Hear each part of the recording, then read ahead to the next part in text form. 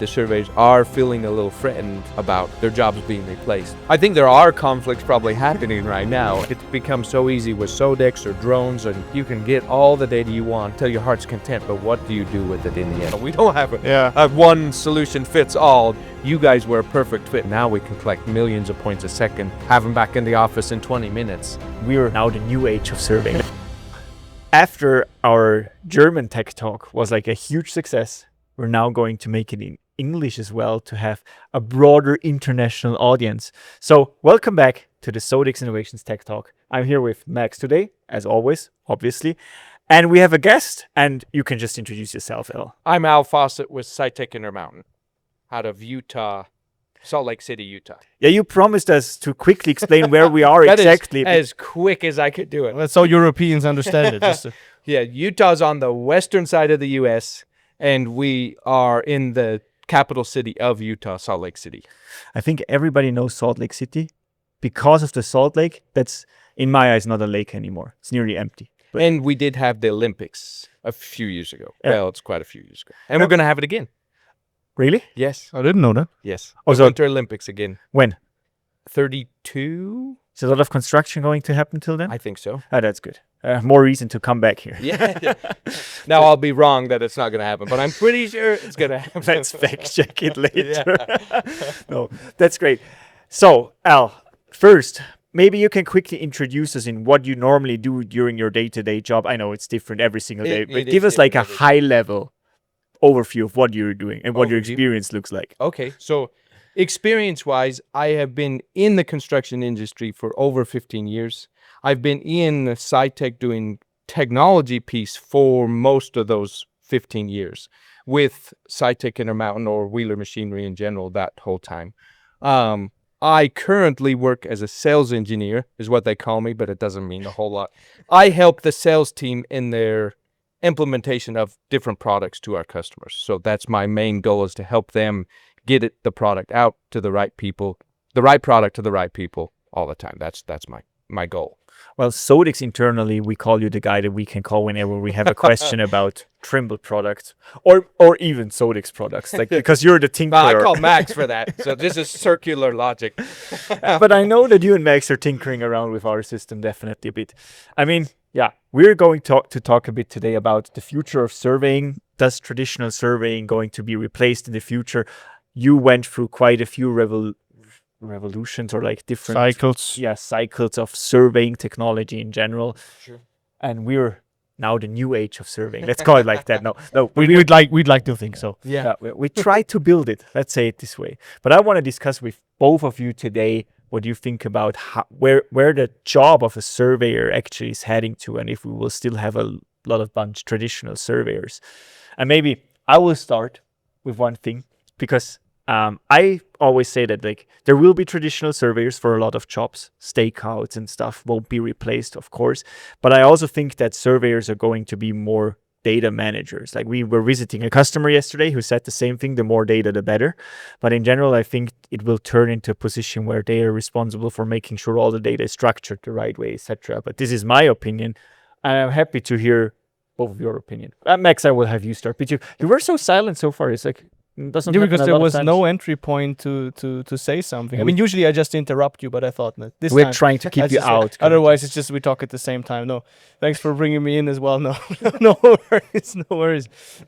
Yeah, I think in general it's going into this direction. I would disagree that something like stakeouts, etc., will have to be done manually into the very, very far future, because at some point it will definitely be handled by something which is doing it autonomous or on its own. It's probably going to take a few more cycles, because those are tricky things to do, especially on live sites when you have other stuff going around. You don't want to have some autonomous dog walk in front of your I prefer hitting an autonomous dog. yeah, instead of a okay, human. I know. You don't like him, I know. But I think similar to all other jobs, it's more about interpreting the data which is gathered automatically, because more and more stuff is gathered automatically, and going more and more into a controlling role, right? And making sure the right insight ends up at the right locations. Definitely true. Al, you're dealing with data capturing technology every day. If it's drones or SODEX scanners, surprise, surprise, or whatsoever, what is your general thought on that? And I know you talk a lot to surveyors probably as well. Yeah. You know, I think in what I deal with on a daily basis, the surveyors are the survey of record is kind of what we always call them, but they collect or place things that are regulated. So that's where it's going to be hard to replace them. That's going to be slower. Yeah. I think eventually, like Max, I think there's going to be devices or something out there that's going to replace that workflow. But they're the ones that make it legal, whatever is going on, make the survey legal. So I don't know if they'll ever really go away, like you said.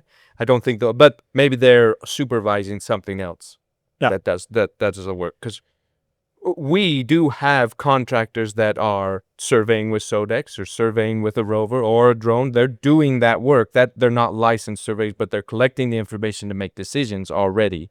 So that portion of what a surveyor is doing is already being replaced by general contractors doing the work. But regulation, it's probably the same in Europe. All that stuff, who the owner of the project, what they want to see and what they want to have certified by a surveyor, that's going to be slower to be replaced, I think, in the long run. But I'm with you. I hope to see. I mean, I've spent years thinking we are completely going to get rid of all stakes on job site, and it has not happened. It is still lingering because of these few underlying things, that the stakes that are put out are signed off by a surveyor, and that's part of the owner of the project saying, hey, I know a surveyor's keeping an eye on thing, or an engineering firm is keeping an eye on the contractor building what I want. So I think there's that piece of liability that I don't ever think will go away. How that changes, how they're put out there and how they're managed, that I think will change. But I think stakes, we still sell stakes by the pallet load. And I'd love them to go away, but they're not. They're not going. I think the interesting part to that is like, everybody's looking for more surveyors or VDC people, etc. Even though the entire data capturing side of things is becoming way easier over time. Like we have drones, we have laser scanners, etc., etc. But people are looking for more and more people actually working with that data, and I think it's probably changing the job from less on-site, more off-site. But it also brings more responsibility to the people on site. Like the project managers nowadays are the superintendents. Mm-hmm. They need to know way more about it. They are the responsible people to work with the data, in my eyes at least. Yeah. I think it's an interesting thing you just mentioned, that the amount of more data actually creates more need for people working and interpreting it. It's the same thing. You can have the same discussion about engineering and code, right? In general, creating code with AI has become cheaper and easier to do. This, in turn, if the market is big enough, which it is because everyone needs a specialized software, increases demand as it's cheaper and more accessible, which increases the amount of people required to then do coding with AI tools. And it's not like we replace stuff in the grand scheme of things. It's in all sectors that it just creates more need for people at the end of the day working with the tools. The same for surveying as well. Yeah, I was going to say same for surveying. You know, as we go along in this industry, the velocity of what we're building is just going to increase. We're going to need more surveyors, but maybe they're not doing the old pounding the stake in the ground, writing on the lat. They're doing more of the data, but we're going to need more of that type skill to validate what's being built for owners. Do you see that customers recognize that as well when you travel around and talk to your clients and stuff? Do you see that they see the high need for more people working with the data? Yeah, some conversations of people pointing out certain trends to you. Yeah. The thing is the collecting of that data is happening so quickly and so easily that now it's back on the back end of things. What do you do with these large amounts? And I think that is currently where we're at. It's become so easy with SODEX or drones and even the DJI dock. You can get all the data you want till your heart's content, but what do you do with it in the end? And that's where I think a lot of our customers are kind of reaching that point. We got to hire someone that's just managing data sets. They don't have computers. They don't have any of this infrastructure to do that type work. And so we've kind of hit a wall there. We can get the data really easily, which was never the case before. You'd have to hire a surveyor. They're the only ones with a rover, go out and collect it one step at a time. And now we can collect millions of points a second, have them back in the office in 20 minutes is completely different. We don't have the personnel back in the office yet.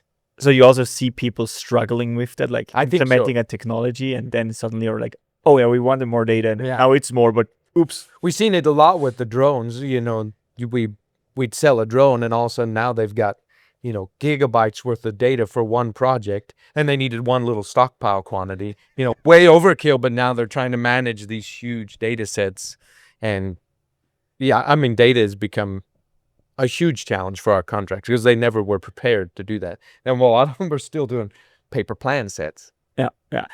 That's like the problem. Like it's a big difference between like the top companies having like complete nice data workflows, and then you have some that are like still on the pen and paper side and like no drones at all probably or something. It's interesting that both are still like, I don't want to say in business, but both are still probably doing similar jobs at the time, but they definitely get an advantage out of with more data. More data. How do you see surveyors or head of surveying departments picking up all that new technology? Like the thing is, and Max also said that like with more technology being developed and like is it called rapidness or like the speed of adoption or velocity or whatever. Development, like you can produce new technology so fast nowadays that it's hard to implement it in a industry like construction, especially. How do you see customers keeping up with that?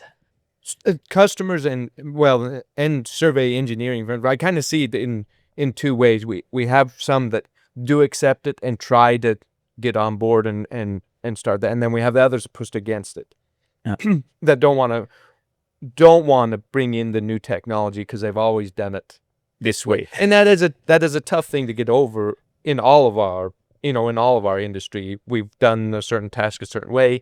Now there's this technology and it's going to upset that thing we've always done. And I feel like sometimes we have surveys and engineers that don't want to adopt the new stuff. They've got their workflow. It's worked for a long time. But with Max on the AI, even if you think about it, so much more can be done if you have AI, if you accept it and kind of work with it, not replacing you, work with it.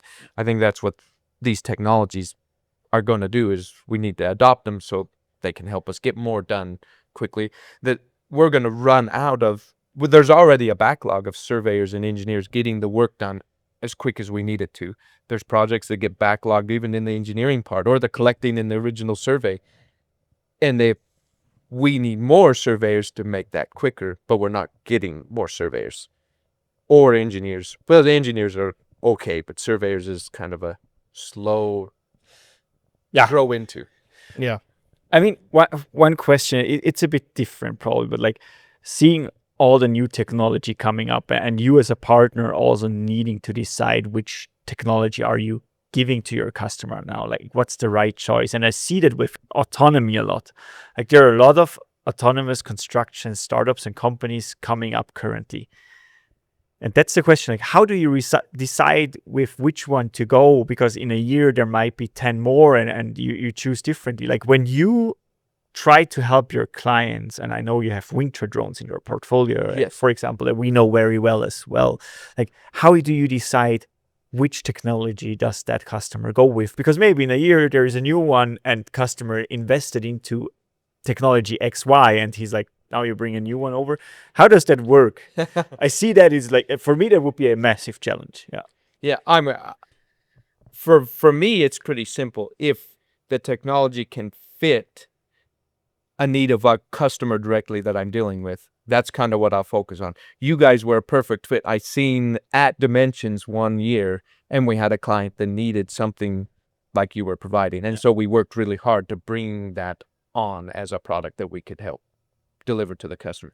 So that's probably what happens more often than not, is our customers have a need. They've expressed that need to us. We're constantly looking for it. Now, if someone come in like another drone operator or another drone manufacturer came in and wanted to sell us a similar drone, we would weigh those options, what it does better than another or whatever. But we try to limit. We don't want a huge product line. We want really good products that help our customers. And we try to stick with them because we don't have enough personnel either to have an expert on all different pieces that we bring in. Autonomous has become a thing our customers are asking to replace operators in machines. That has become a hard one. There are lots of new startups, lots of things, and all of them are different positions and can do different things. So that one's currently right now is a tough order for us to navigate which one we're going to bring on, which one we're going to be the best for our clients. Yeah, that makes sense. That makes sense. And once you have selected that technology, is the topic of like change management inside the companies of your customers, adopting it, getting it into it, has this become more prominent and more important for you as SITECH Intermountain? Over the past couple of years, I would have said like, okay, no, this was always the same amount of work or the same. I feel like it has got, as things have changed so much, even from COVID, even Trimble's product line has turned over more in the last couple of years than even before that. It was years and years the same receiver. They never changed anything. And since that, the cycles have changed. And so customers are getting more used to like, well, we're going to have to adopt a new piece of technology. We need to try something new because we see the value in getting the data quicker or more of it. So I think the adoption is in construction customers has been rapidly increasing, at least in my direct world here. Yeah, And the customers are willingness. adopting quicker and accepting it. If we say this is a good product, we like what it does, we like what it collects, that adoption has been a lot quicker. They're willing to do the work to adopt it into the company. How much are you investing into training of your customers? Like 10 years ago, you bought a rover and it had software version 1.514 and it was on there for 10 years, and then you bought a new software license and you got a retraining. Now, like with our technology, for example, we're pushing an update every month. Yeah. And like we had a release today, actually, a big one.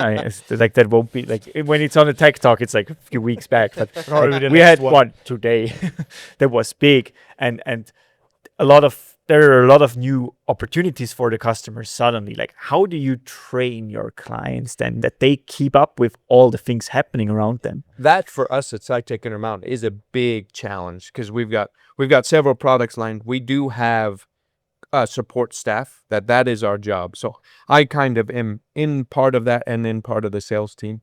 But it's a constant battle when new releases come out to get the important information out to all the customers.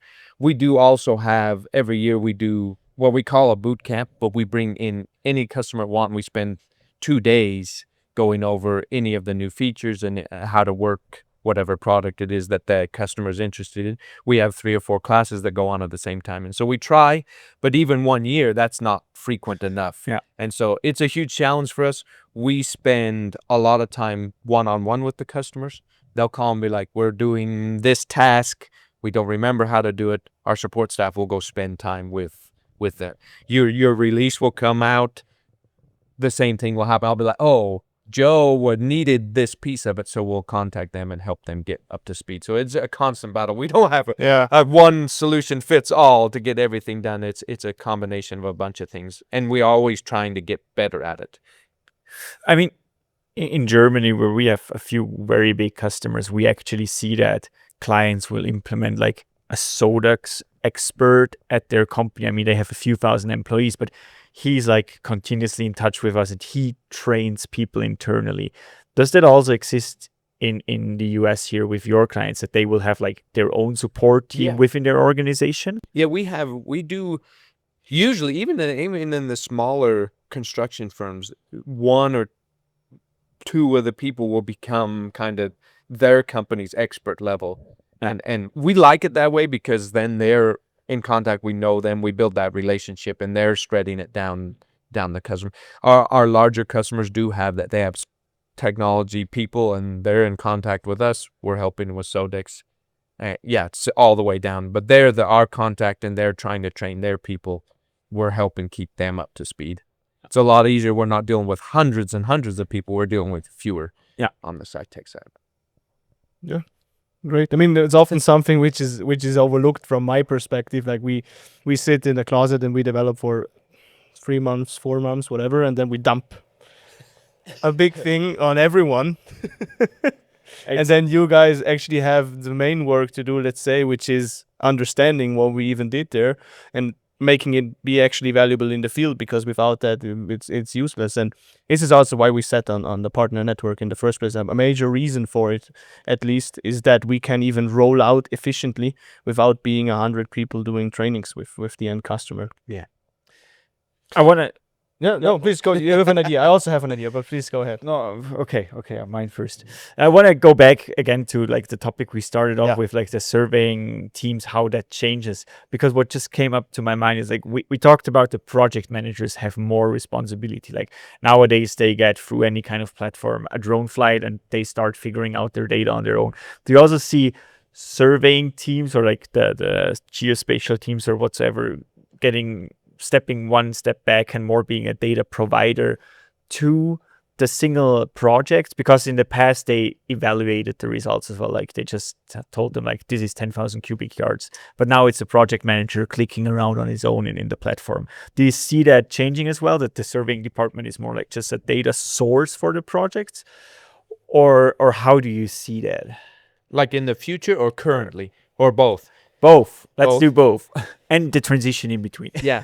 I do see it both ways, that a surveying firm, for instance, would be collecting that data and even providing it to a platform that superintendent can get on and see what's going on. I think that's a little more rare than it is for our contractor doing it from beginning to end. They're surveying with their drone, going into their platform, and it's separate from the surveying firms. On occasion, that information is shared, but I do think they stay separate for whatever reason right now. I'm not sure what's holding that more collaborative workflow from beginning to end, surveyors and the contractors all together. I'm not sure what holds that up, but I do see there's a little bit of a discrepancy there.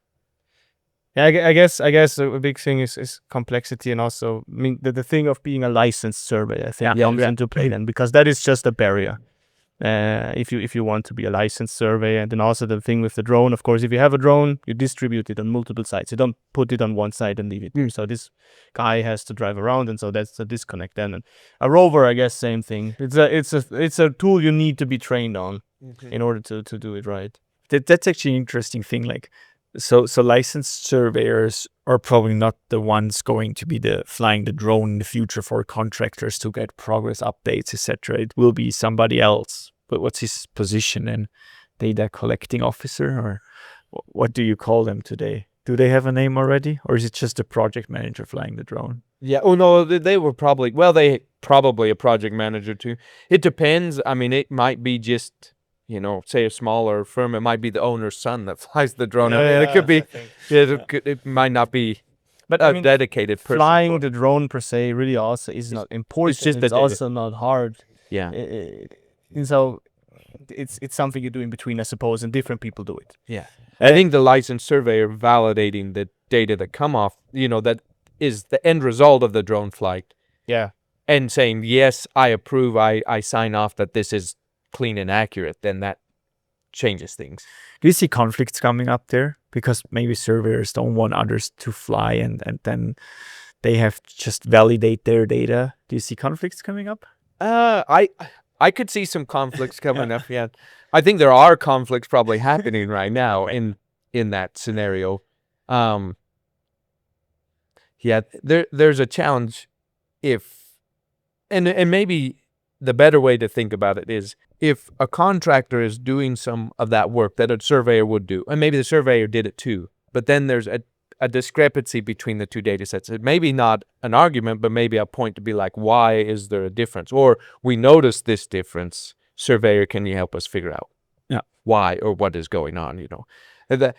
I think this is my opinion. We're on a podcast, so my opinion, I do think the surveyors are feeling a little threatened about their jobs being replaced. But like I said, the technology is getting so good that maybe their role changes, but not replaced.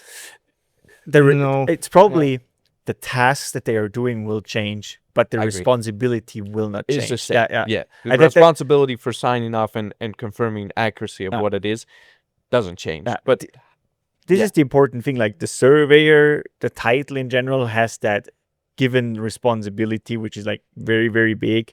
and his task might change, but the responsibilities is the same. Same exactly. back to software. And you always need experts in any field. No matter how simple the technology is, you need someone who is able to validate and cross-check it, right?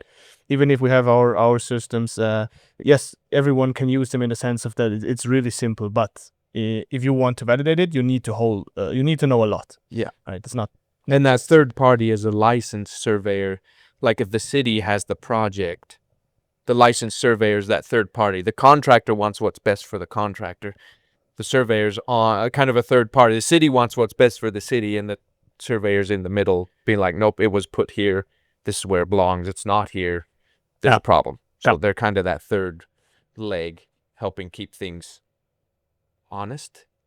I'm getting it. You always need a governing body, yes. You also need that in Europe, I can tell you. It's very important. Especially where we come from. We would need more of that. Yeah. It's like sometimes it's like, let's start the construction site. We will agree at some point on everything else. Like, let's get started. We will agree later on the rest. Like, maybe not the best decision. But so in the past, surveyors were the one having all the expensive technology, like laser scanners and stuff. But contractors are picking that up now. You think so? Also like terrestrial scanners and stuff. Yes. I think for the first time ever, the contractors are getting to that level where all this really expensive tech is rolling into contractor side of world instead of just surveyors. I mean, 20 years ago, 15 years ago, there was, your surveyors were basically the only ones with a rover and a base. I mean, and now look, almost all of our contractors have something GPS-wise on their site, let alone machine control and all this that's controlling what they're grading and how accurate it is. Now the surveyors are just kind of checking it. Do you also think that has to do that there is a generation change in the owners and C-levels there? I can see that in owners of, that it's changing as it goes down, and the next generation is coming up and is more willing to adopt this technology. But LiDAR, for even SITECH here, we've had it for years, but we haven't sold that much of it until the last couple, where it's become more prominent. Your phone has it now. That type thing has become more prevalent all the way around, and so contractors are adopting it at a higher rate. It's like more default or more standard. And it's an accessibility thing, right? And if it's worth it, then they go for it themselves. I mean, at the end of the day, it's about economics, right? And 20 years ago, it surely was not economically viable to get someone inside your company trained on a rover and get your own, right? And this is why. I mean, you're stealing my pitch, because I always say like SODEX is about making technology accessible. Like LiDAR in general is complex. All right, but which company who does technology does not do that? But it's my pitch. All right. I'm going to repeat it. You can give it. We're making technology responsible. Accessible. Accessible, because normally LiDAR is complicated as well, but we built it in a way so everybody can use it. And like we were yesterday on that X site, there was just a loader with a LiDAR, and there was a 3D model coming out. Think about 5-10 years back. It would have been a terrestrial mounted one, and you'd had to move it and be an expert at putting it all back together. The technology would have just not been there. It's just the sensors we use right now, they didn't exist. No, but it also would have been hard. Yes. Right, I have one thing, maybe one little game, since we're going to a game. Since we're closing. Can I soon, win something? I don't know how much time. Can I win something? Okay, that's good. So camera guy gave us the time. We actually need to tell at some point that he hates it when we call him camera guy. No, the question is the question. No, there's nothing to win. No. Okay. No. The question is really simple. Given that we've now talked 30 minutes about how the role of a surveyor will change in an alternative life, would this be a job for you? Yes or no, and why? Shall I start? Yeah, of course. I mean, whoever wants to start. Actually, I think nowadays, yes, it would be a very cool job, because you're getting to work with that new data. And I think if you're using technology the right way, let's say I would be in a surveying position at a contractor, okay? I think you can use technology in a way that jobs start to be way more profitable for the company, because you can make decisions faster. You learn earlier about things that happen on site. I think it would be a great job, because You know, in the past it was a lot about eyeballing and estimating, but now it's, you know, that I always say, like, make my company a dashboard. It's a numbers game. You can look at something that is like a clear number, and you could just act on it. And that's why, yeah, I think I would like makes it. sense. That I makes like sense. numbers, you know. Yeah, you would just basically overperform and make the best out of the technology you get into the company as surveyor. Yeah, I would be make my job site a dashboard. Al, how about you? In another life, Yes. yeah, I would consider surveying, but I would be the one that, like Ralph here. I would like to adopt the technology, not push it, because I think there's so much out there, and it looks so nice now. You know, the reports and everything. They got cool pictures. You know, all the cool. It's not boring anymore. There can be cool stuff to see, and I would want to be doing that type of stuff. Al does it for the pictures. You know? Oh, totally. I hope we are in competitive companies then to see who does a better job. Yeah. Max, would you be a surveyor? I think also, yes, in an alternative life. Mainly from the side that, yes, since we have all of this great technology now, which has come so far, it's a lot of fun. And I mean, I'm coming from the side of developing surveying systems, so I know all the ins and outs of the different mathematical things and whatnot. No one cares, but these things are very interesting for me, and actually getting to apply those in the fields and then figuring out discrepancies, certain problems, like why did it not work, right? That I think would be really interesting for me. I think your job would be finding out why it did not work. Yes, Yes, definitely. You can build a dashboard. Well, I mean, that's pretty much it. I mean, Al, thanks a lot for having us here in Salt Lake. Next time, if it could be a bit cooler. Yeah, it's been a little warm. Yeah, it was 110 degree Fahrenheit.